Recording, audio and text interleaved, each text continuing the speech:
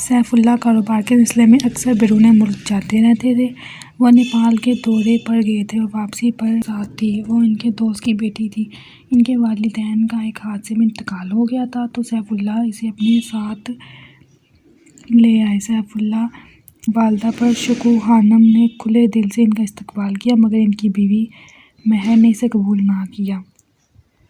وہ ناراض ہو گئیں اور دونوں بیٹیوں زینی اور ایمی کو ساتھ لیے مائکے چلی گئیں۔ سیف اللہ نے اپنی منگیتر کا راکھوں چھوڑ کر مہر سے شادی کی تھی۔ وہ مہر کی جدائی میں راتوں کو جاگنے لگا۔ 2 سال بعد اس کا انتقال ہو گیا۔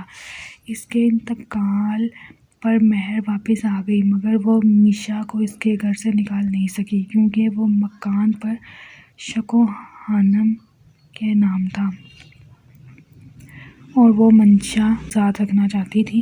مہر نے میشا کی تعلیم چھڑوا دی کیونکہ کاروبار مہر کے نام تھا۔ وہ میشا پر پیسہ خرچ کرنا نہیں چاہتی تھی۔ شکوہ خانم میشا کو گھر ہی میں پڑھانے لگیں۔ انہیں میشا کے خوابوں سے ڈر لگتا کیونکہ ان کے خواب اور اکثر سچے بھی ہوتے تھے۔ علاقے میں میلے لگا تو مہر، امی اور زینی جوش و خروش کے ساتھ وہاں جانے کی تیاری کرنے لگیں۔ میشا بھی جانا چاہتی تھی مگر مہر اور گرینی نے اسے روک دیا۔ میشا نے تہیہ کر لیا کہ وہ سب کچھ چھپ کر صحیح میلے میں ضرور جائے گی۔ میشا نے پر شکوہ خانم کی پرانی ساڑی اور مہر کے کمرے کے پردے کاٹ ایک خوبصورت لباس تیار کیا اور چہرے پر بونڈے انداز میں میک اپ تھوپ لیا تاکہ کوئی اسے دیکھے بھی تو پہچان نہ سکے۔ کانوں میں اس نے زیبی کے بندے پہن لیے۔ میشا میلے میں گئی تو انہیں وہاں دیر ہو گئی۔ اسے ماہر نامی ایک نوجوان ملا۔ میشا نے اسے گھر تک ساتھ چلنے کا کہا مگر اسے اپنا نام پتہ نہیں بتایا۔ وہ ماہرہ کو اپنے ساتھ کشتی میں لے گئی۔ میشا کشتی میں اتری تو اس کا ایک بندہ کشتی میں گر گیا۔ اس کے جانے کے بعد ماہرہ نے وہ بندہ سنبھال کر رکھ لیا۔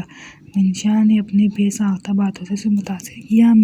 مہر نے کارا کو دعوت پر بلایا کیونکہ وہ اس کے بیٹے ماہر سے اپنی کسی بیٹی کی شادی کرنا چاہتا تھا۔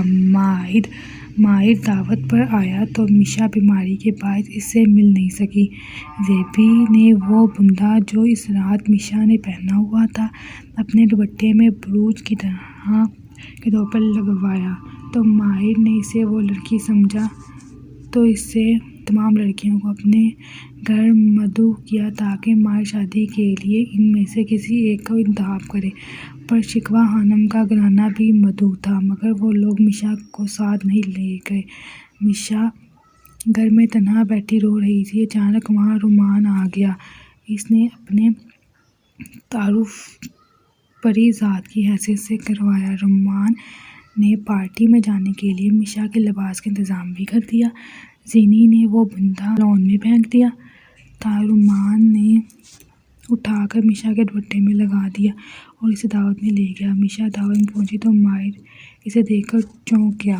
اس رات کی طرح آج بھی اس کا چہرہ واضح نظر نہیں آ رہا تھا۔ اس رات مدعی بے فہم میک اپ نے اس کے نقوش چھپا رکھے تھے۔ وہ آج آدھے چہرے پر لگا ماسک انہیں عیاں کرنے سے قاصر تھا۔ ماسک سے محروم باقی کا چہرہ ان پر چھپ گیا تھا۔ اس رات کی طرح آج بھی اس کا لباس اپنے طرز کا منفرد بنا ہوا تھا۔ اس کے ناپ سے کہیں بڑا جو بار بار اس کے پیروں میں الجھ رہا تھا جس کی وجہ سے اس کی چال میں بے ساختگی اور بہاؤ نہیں تھا جو عموماً ہوتا ہے۔ وہ سنبھل کر ایک ایک قدم اٹھا رہی تھی، اس کے باوجود بار بار لڑکھڑا رہی تھی۔ ماہر کی نظروں کا تعاقب بھی زیبی نے بھی مڑ کر دیکھا اور حیرت سے کہنے لگی یہ کون پاگل ہے؟ ان دونوں کے علاوہ وہاں اور بھی بہت سے لوگ تھے۔ دیکھ رہے تھے۔ اتنی بہت سی سوالیہ اور تنقیدی نظروں کو خود پر مسکور پا کر وہ مزید گھبرا گئی اور جب ماہر کو بے تابانہ اور بے ساختہ اپنی جانب دیکھا تو اس کے تو جیسے سٹی ہی گم ہو گئی۔ ہائے اللہ! اس نے مجھے پہچان لیا۔ تبھی تو تیر کی طرح لپکا ہے۔ ابھی مجھے بازو سے پکڑے گا اور باہر نکال دے گا۔ مہر مما کو سب پتہ چلے گا تو شامت لگ گئی۔ وہ وہیں بت کی طرح ایستادہ ہو کر سوچنے لگی۔ ماہر رکو! زینی نے اسے پکارا۔ پکارنا چاہا مگر وہ کسی کشش سے بندھا سیدھا اس کی جانب بڑھ رہا تھا۔ زینی کو مار کی نظریں اس کی اجنبی لڑکی پر جمی دیکھ کر